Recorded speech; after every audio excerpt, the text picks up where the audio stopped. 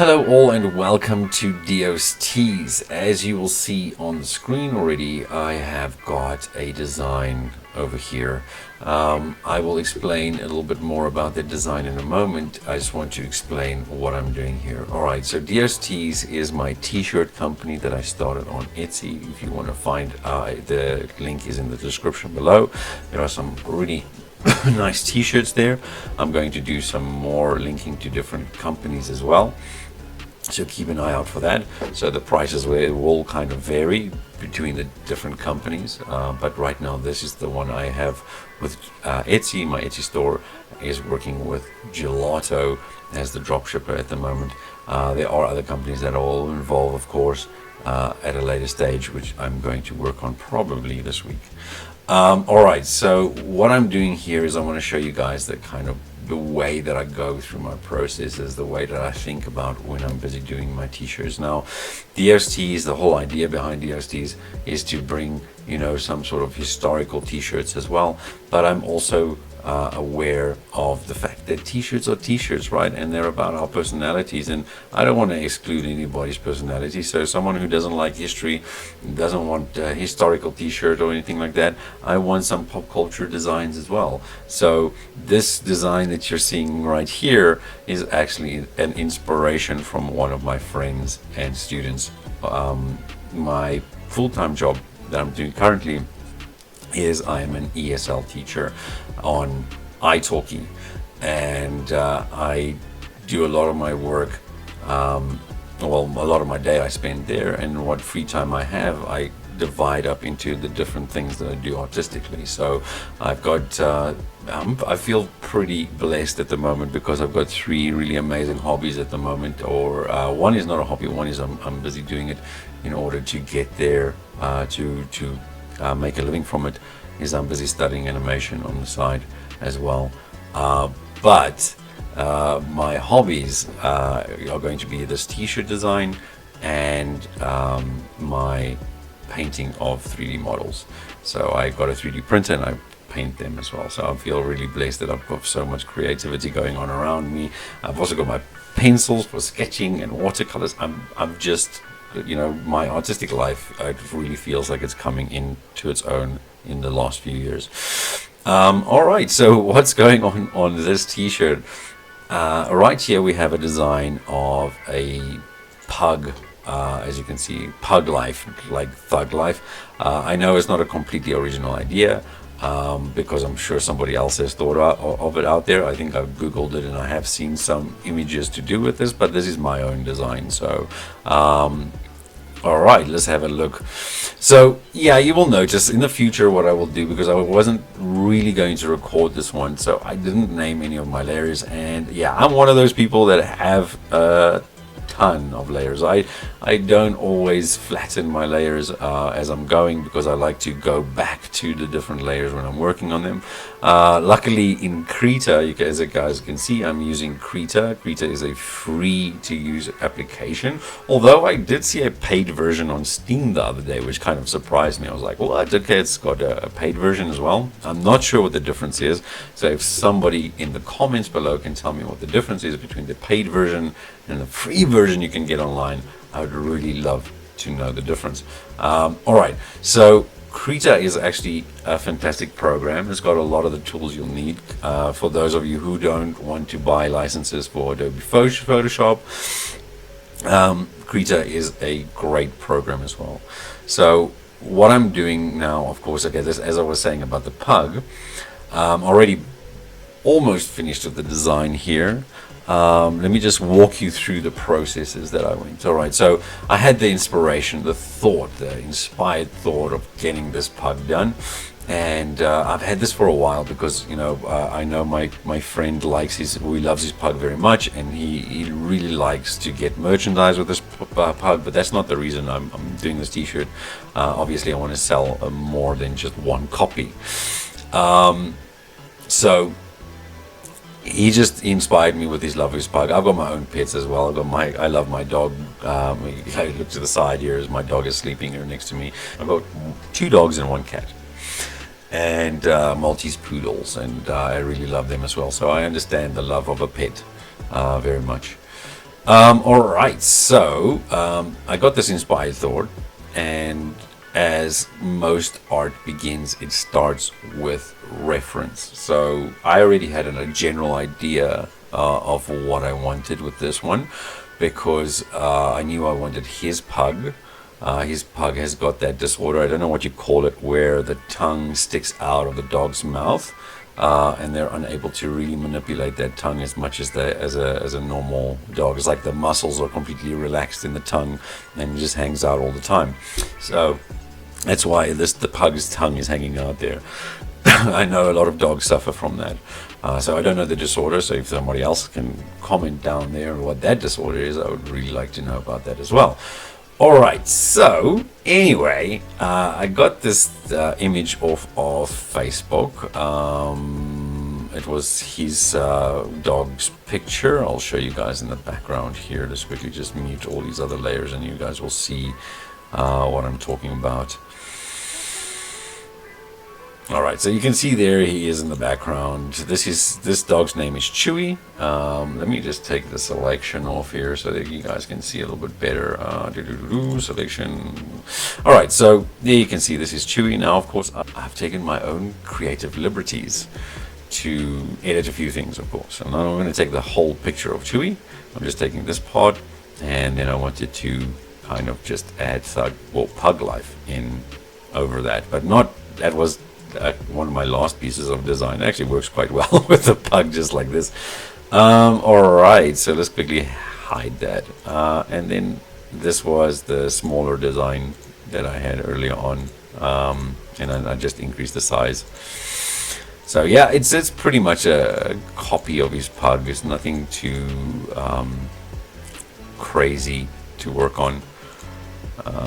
Yeah, like you said, you know your layers. I do. I'm just being lazy. All right, so I think that's all of them. Anyway, so I did do a video about how to go about getting reference. All right, so reference is your friend when coming to art. When it comes to art, so we have Pug Life here. It was a reference that I used from Google. I just looked at different styles of writing Thug Life, and then I put this up. I'm still busy working on that. Clearly, you can see it's still been in the rough stages there, and that's where we're going to continue now. Alright, so let us continue, and so you guys can see the kind of processes that I go through. Okay, so Pug Life is or kind of almost in its final form. I just would like to edit the angle of this word a little bit more. You can see this one's got like that, a little bit of an arc there. I think I'll put more of an arc with another rough over, a sketch over, and then this one I want to just angle a little bit more as well. So in Krita you can transform your stuff. All right, you can go to the tool section up here and you can see what kind of transformation you're using. This is a 4. I want to transform the whole thing so that I can just manipulate the whole word itself. Ooh, I think I'm manipulating nothing. Let me just quickly see what layer. I am on the right layer. Let me just make sure I'm manipulating it. It's just maybe my computer is a bit slower right now because I'm recording. Alright, so we really want to push that manipulation down. For those of you who want to kind of manipulate your work, this is kind of how to do it. You can transform it. So there we go. This is, luckily for me, this is kind of a graffiti. So, or it's not a kind of, it's a graffiti. So graffiti is very adaptable with doing these kinds of changes. You don't have to worry too much about your manipulations. You can always fix things, but you know, for the most part, it can actually end up looking really good if you manipulate it this way. So that's kind of where I'm going at. I think the Pug Life at the top there does need to get more transformed. So let's just put this one a little bit more, maybe this way, and then this way.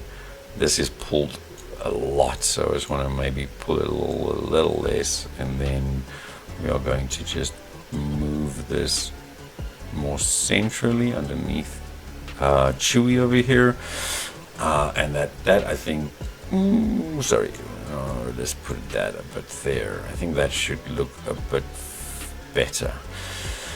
Let's make the L just off of the tongue a little bit that way, so that the tongue still kind of, I'm moving things way too far. That's what my mistake is. I have to wait for it to render in properly. So a little bit that way, that should work. So when your computer is a bit slowish or sluggish, then this is normally what you can do. Let me just actually check what else I'm running in the background and quit any kind of extra stuff like OneDrive and Dropbox and things like that. Now we've got this the life in properly. So I'm just going to go to my selection tool again and select the next thing that I want to. Now obviously we want to go to the word PUG up here, and we want to do the same thing. Remember, you want to click on these tools. All right, that's moving tool. This is a transformation tool, and then you need to first select what you want to get. So kind of a little half tutorial here for you guys. When I'm doing a new shirt, I'll record everything from the beginning, so that you can see the whole process. And I'll talk a little bit more about myself in a moment as well. We just want to go through this, and I want to give you as the way I'm thinking. Alright, so we're just transforming our little PUG word here. Get that like that. Now it's almost looking like a V over there. Just bring that more central. Maybe bring the A a little bit down. We want to pull the P a little bit more, that it transforms kind of like that. And then this one as well, we want to do that.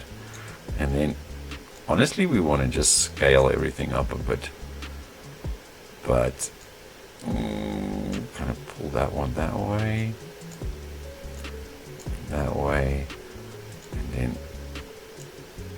and kind of you manipulating the shape of the word the way you want it. And this is still generally a rough, right? So I'm not going to accept obviously the way that it looks, right? So this is not like the final product, so I don't have to be pedantic about it. And that's, I think, one of the keys about, you know, being an artist as well, understanding when to fuss over something and when not to fuss. And the answer is like 90% of the time, don't fuss. All right, because that just wastes. You end up wasting a lot of time with fussing and procrastinating because you're fussing at the end of the day. Because what happens is you get discouraged. Yeah, I think that's kind of where we want it. All right, so we'll just apply it. So we'll just say that's where we want it, and let's go to. Let's just.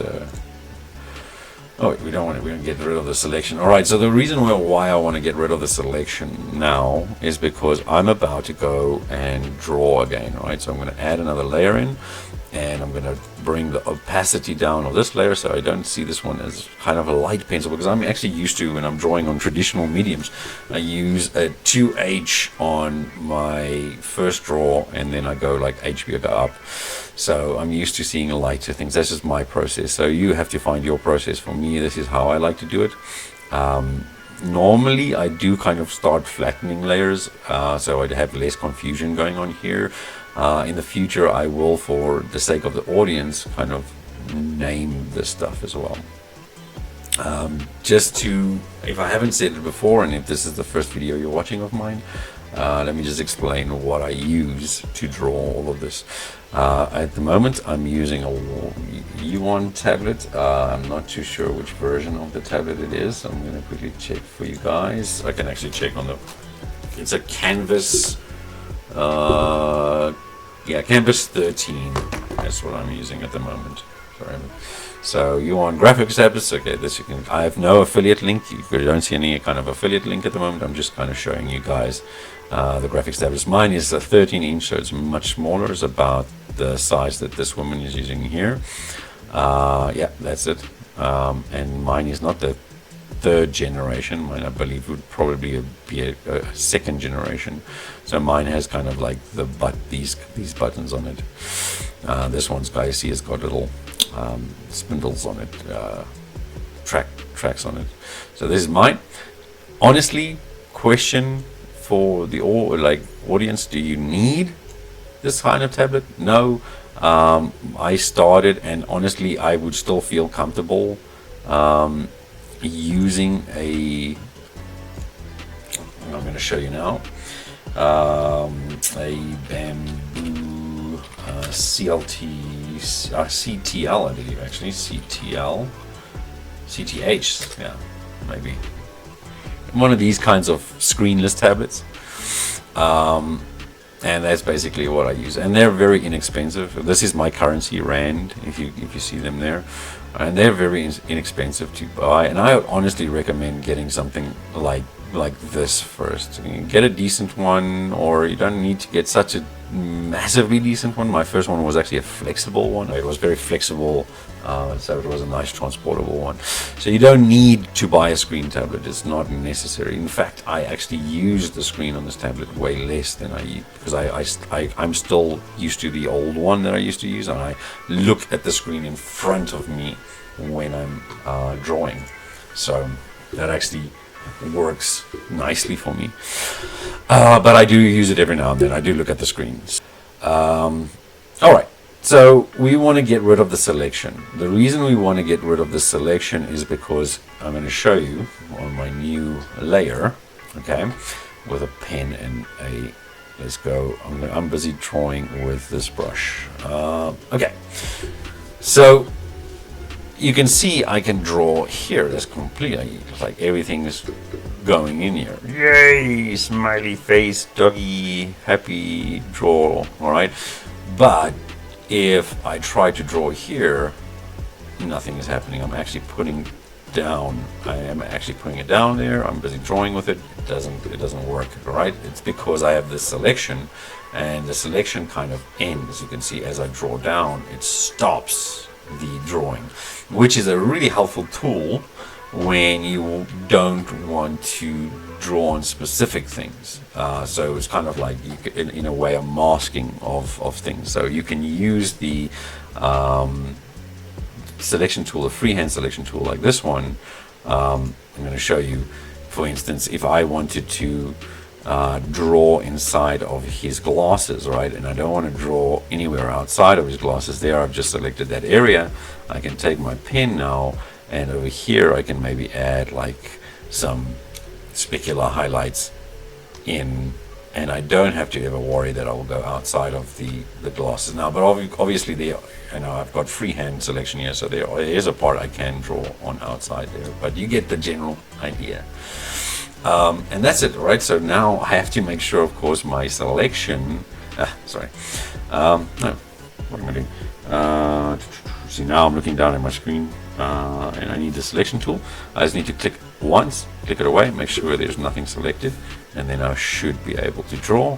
This layer is now a little bit dirty, so let's see if we can just clear the layer. I'm used to using so many different other programs as well, so some of them you are able to just clear. So I'm looking for an option here: cut, copy, paste, no, remove. Okay, so we can cut the stuff out of the layer, and then it will be gone. Then just don't click paste. All right, so that's it. And also remember now that you've got something copied, basically clipped. So, all right, so. Stuff on my desk here, smoking my hands.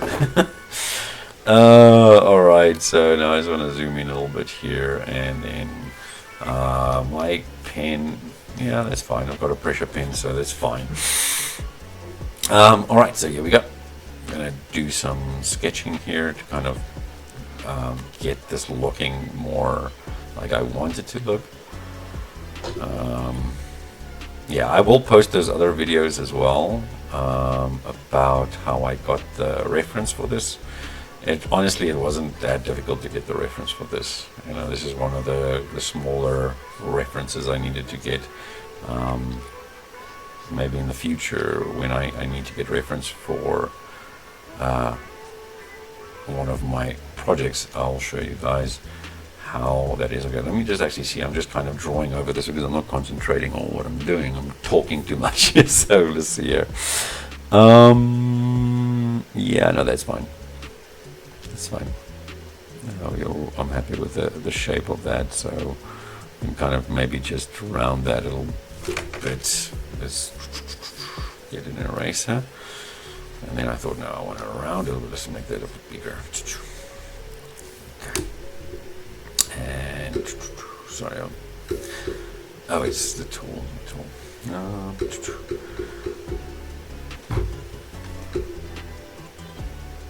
Yeah, something is not right. I'm drawing on the wrong layer. So okay, we can make that less opaque and more opaque. Yeah, that's also the thing that happens every now and then. This is also why people like to name the layers. So admittedly, I just made a classic mistake. That is something that you do want to do, is you want to check where you're drawing. Because if you draw on the wrong layer, you might lose your sketch as you're erasing. I don't actually like. This is another kind of a sketch, and I'll refine it on the final layer. But I actually don't like sketching with a paintbrush. To me, it's a bit too sharp to sketch with. So I don't mind. But yeah, I'm just gonna continue because it's pretty clear as well for you guys to see. I'll get used to it. Okay, so you can see that PUG part just didn't work out nicely. The because it transformed a bit weird. So now I'm just kind of bring in the PUG. I want to connect those two words, and I want to connect these two words as well. All right, and then just give it a kind of a same kind of edge. Keep it in the same style.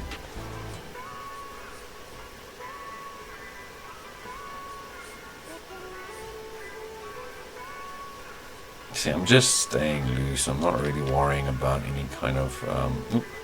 I just sampled the color. I'm not worrying really too much about.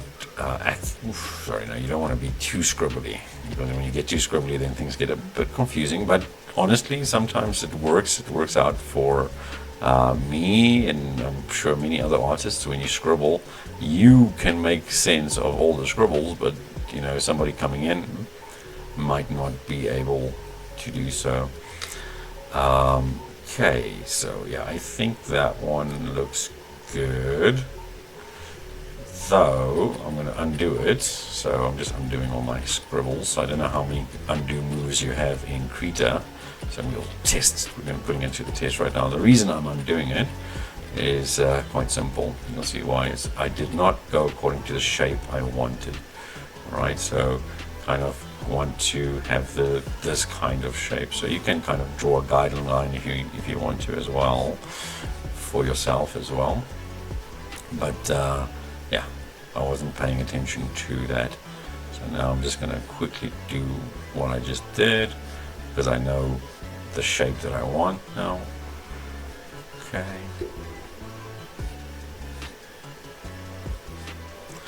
And you see what I mean about the scribbles. Like, I can read the scribbles that I know I want, whereas you might not be able to read them, but I think everybody should be able to read that at the moment. All right, so PUG, and then we're going to go life at the bottom here now, and we kind of want a guide again. We want this kind of line here, so we just stick to it. Guidelines can really help your eye maintain the perspective that you want. So they really do help. The thing is, what I do want to make sure though is that I kind of stick to the same sort of style, size, things like that. So, adding in certain elements like sharp points, like what I've started doing now, I want to keep that theme going. I can do that over that one, it's fine, it's graffiti. And then maybe up here as well, we can add a sharp point up there, and that will help keep the style. And then definitely over here we want a sharp point as well. Sorry. So you know, just feel your style. That's, you know, that's kind of as it goes. You kind of feeling that. I'm gonna keep that, and we're gonna go like this. We're gonna keep that eye with that long part there, and then we'll just make a shorter, sharper one down there. Then we just want to bring this in over here a little bit because we want it to look like an eye. Alright, so no, that F is not going to work for me then. Yeah, I don't know what.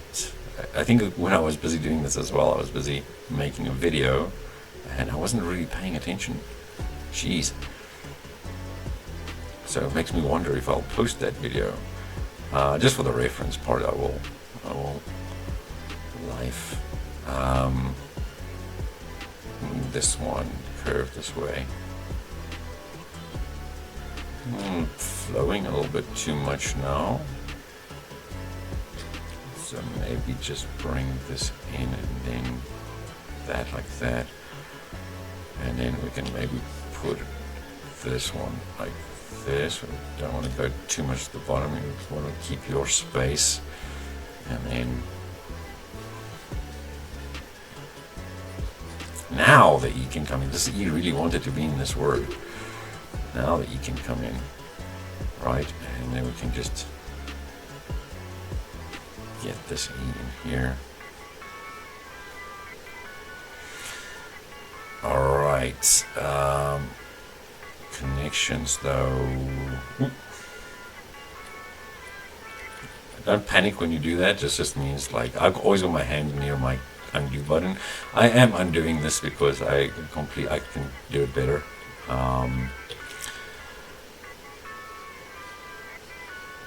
I like the concept of glasswork art. You know, something that I needed to learn as a young artist is to let go of things, because you know you work so hard on the things and then you feel like, oh, okay, my work, I have to keep that work in, or you know, just learn to let go. And you know, with glass artists, they one of the first things they have to do is like create a beautiful piece of art, glass art, and you know, they take their favorite piece and they must take it outside and smash it up. And I like that concept because it kind of makes that you don't get attached, especially in that industry, because I mean, glass is very fragile and it can break all the time, and you need to learn to let go and get past the depression of losing work that you potentially, you know, spend hours on, even days on sometimes. Those artists are amazing. So really take some inspiration from them. Yeah, I'm just sketching right now. I'm just getting some sketches in here, kind of change up the style just a little bit for myself now.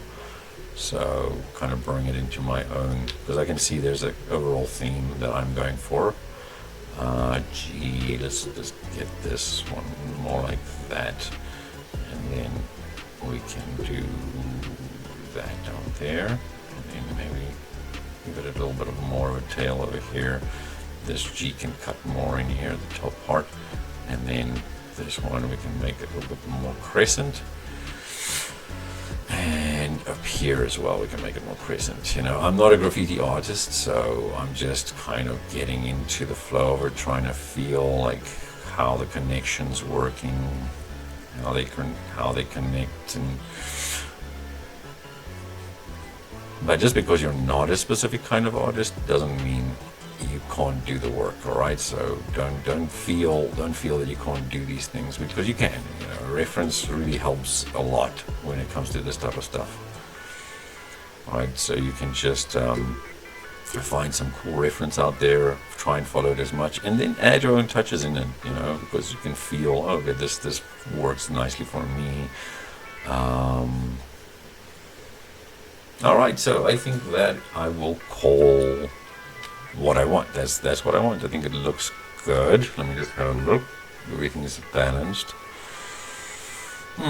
Sort of. It's just the inverted commas here. The quotation marks need to be just smaller, downsized. I'm going to say DZ there. All right. So another little lesson is shorthand yourself.